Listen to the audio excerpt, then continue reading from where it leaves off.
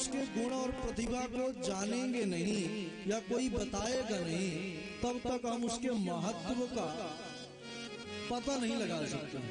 कोई व्यक्ति कितना श्रेष्ठ है यह तो कोई बताएगा, तभी हम उसकी श्रेष्ठता को जान सकते हैं। तो यह शिव महापुराण कितना विलक्षण है, कितना दिव्य है, उसका परिचय महात्म में प्राप्त होता है। महात्म ज्ञान पूर्वकम श्रद्धा भवति, यानी महिमा के ज्ञान के पश्चात ही श्रद्धा उत्पन्न होती है।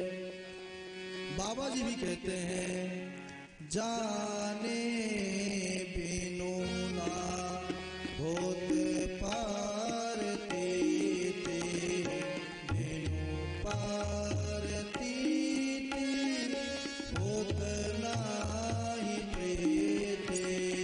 जाने बिनु ना होत पार तेते, बिनु पार तीते न होत प्रीति।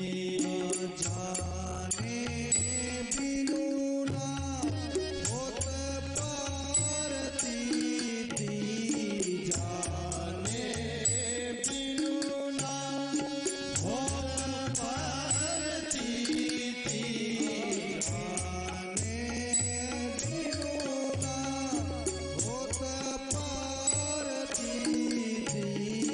जाने बिनु ना होत पार तीति। बिना पार तीती होत नाही प्रीति। बिनु पार तीति न होत पार तीति। इस प्रकार श्रद्धा का होना अति आवश्यक है। और श्रद्धा कब आएगी? जब हम महिमा को जानेंगे। तो यह शिव महापुराण का महात्म महिमा का ज्ञान कराने वाली है। आइए हम सदाशिव का ध्यान करते हुए इस महिमा के स्वरूप को समझते हैं। सच्चिदानंद रूपाय भक्तानुग्रह कारिणे, माया निर्मित विश्वाय माहेश्वराय नमो नमः। सच्चिदानंद यानी हमारे सदाशिव कैसे हैं? तीन स्वरूप है। सत चित आनंद।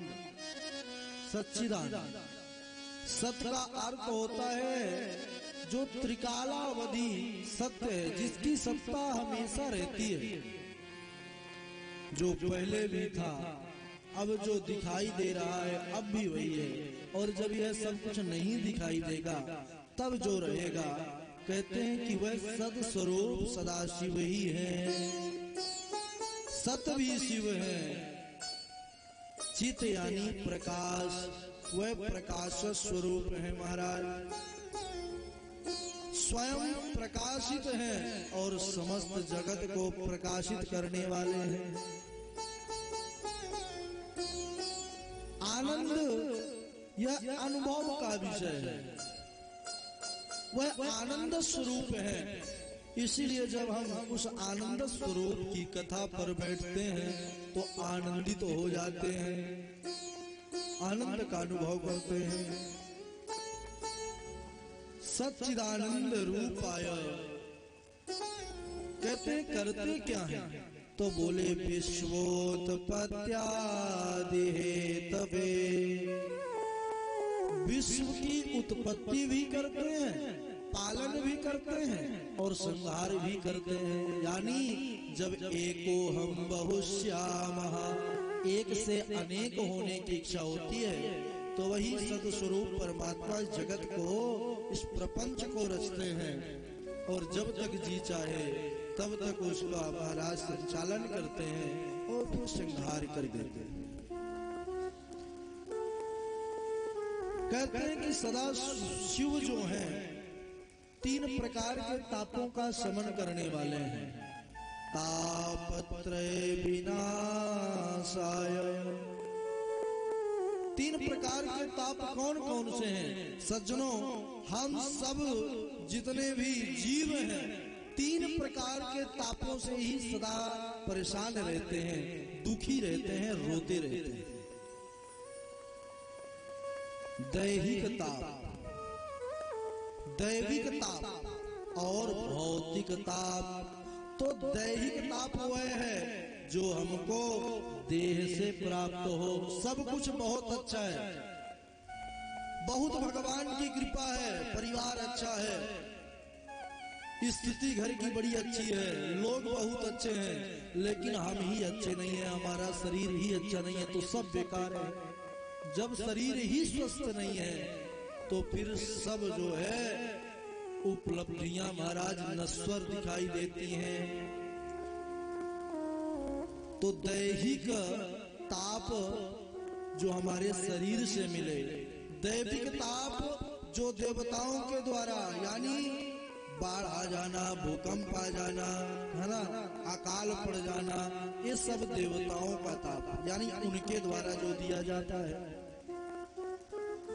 और भौतिक ताप किसे कहते हैं? तो कहते हैं देवता भी प्रसन्न है, शरीर भी स्वस्थ है, लेकिन अपने ही महाराज अपने खिलाफ है।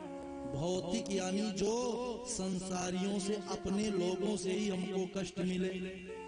सब कुछ बहुत अच्छा चल रहा है, लेकिन घर में लड़ाई, क्लेश, कलह ये मचा रहे, तो कहते हैं फिर शांति नहीं मिलती, फिर प्रसन्नता जीवन में नहीं रहती, क्योंकि वह भौतिक ताप से हम पीड़ित हैं। और यह कथा, जिस कथा पर हम सब बैठे हुए हैं, यह तीनों प्रकार के तापों का शमन करने वाली है, तीन प्रकार के तापों को हटाने वाली है। कहते हैं इसी विषय पर बाबा जी,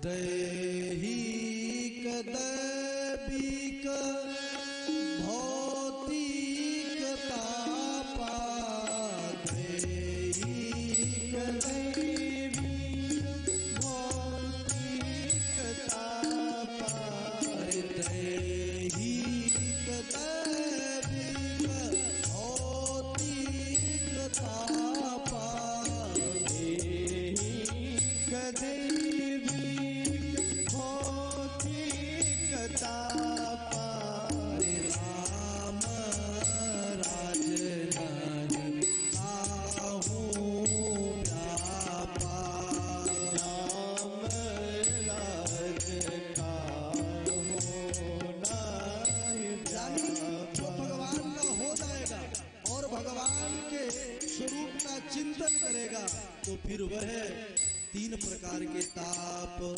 राम राज का होना ही व्यापा, राम राज का होना ही व्यापा, श्री राम जय राम जय जय राम, श्री राम जय राम जय जय राम, श्री राम जय राम जय जय राम, श्री राम जय राम जय जय राम। इस प्रकार तीन प्रकार के तापों का शमन करने वाली है यह कथा महाराज। तापत्रय विनाशाय माहेश्वराय नमो नमः। ऐसे काशेश्वर महादेव सदाशिव भगवान के चरणों में कोटि कोटि प्रणाम।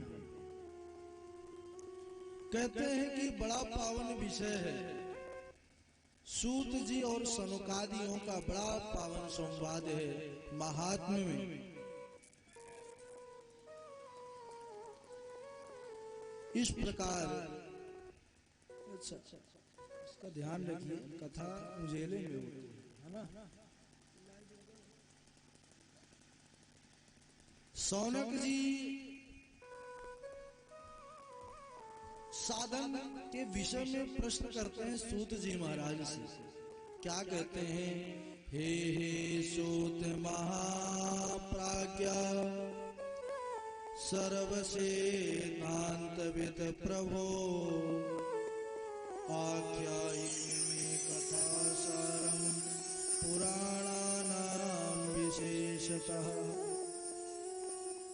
शौनक जी ने पूछा कि हे सूत जी महाराज, ज्ञान और वैराग्य को